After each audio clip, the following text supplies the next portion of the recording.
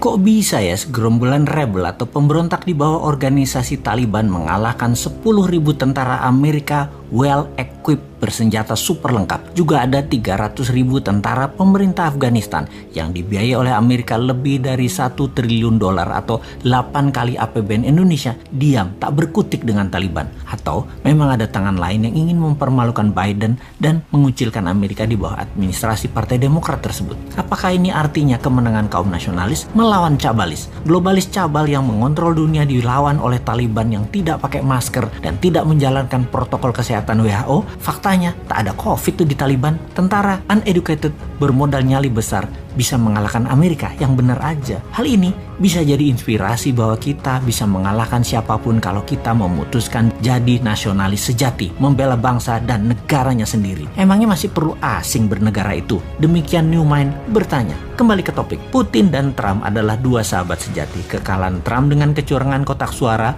ala pakai kardus digembok versi modern lah, membuat kaum nasionalis dunia main shadow, tidak muncul di permukaan lagi. Kalah di Afghanistan, administrasi Biden tercoreng habis. Mereka kenyataannya di dalam negeri sedang ribut masalah Kamala Harris. Lalu sekarang Demokrat ditampar dengan hengkangnya Amerika ke birit-birit lari dari Kabul. Bukti lagi, mereka tidak bisa mempertahankan aset minyak Afghanistan yang besar karena lemahnya Biden. Kita agaknya harus mengajari kaum old mind bernegara internasional yang memang tidak terlalu jago dan selalu salah di mata internasional karena memang jarang berkunjung ke negeri tetangga atau negeri sekutu lainnya. Memang selama 7 tahun ini diplomasi luar negeri agak lemah. Jarang sekali ngurusi luar negeri, pada 80% produk kita atau kebutuhan kita tergantung dengan luar negeri, terutama cara ekonominya saat ini dikelolanya. Faktanya, 80% ngurusi politik dalam negeri saat ini dan kebijakan yang diambil selalu yang populis, yang rakyat suka. Itu aja yang keputusannya dibuat, bukan yang benar. Apa salah emangnya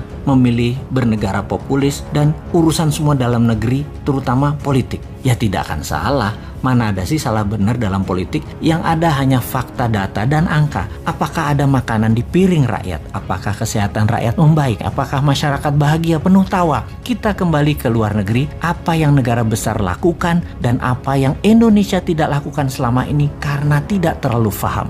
Taliban menang, Presiden Ashraf Ghani kabur, Amerika dibully. Minggu sebelumnya, Amerika mengadakan pertemuan yang alot dengan negosiator Taliban di Doha, menyertakan negara regional, Rusia, dan Tiongkok. Amerika memberikan ancaman kepada Taliban akan diperlakukan Taliban sebagai nantinya negara pariah atau pariah state bila ambil kekuasaan dengan paksa. Pemerintah Afghanistan, Ashraf Ghani, menawarkan sharing of power sebagai imbalan gencatan senjata pada Taliban. Tapi ini ibarat menawarkan remis. Taliban tahu Amerika dan Ashraf Ghani sudah kalah posisi. Taliban mempercepat proses takeover. Urban area dan ibu kota Kabul dikuasai. Pentagon kirim 3.000 pasukan evakuasi. UK, Inggris, mendeploy 600 prajurit. 1.000-an troops dipindahkan ke Qatar. 1 brigade dengan 4.000 personel tempur siaga di Kuwait. Jumlah totalnya kira-kira ada 8.000 pasukan available dideploy ke Afghanistan bila situasi memburuk. Ternyata tidak action juga. Tiongkok yang paling diuntungkan. Setidaknya bisa mempengaruhi Taliban untuk menyingkirkan para militer Uighur. Koridor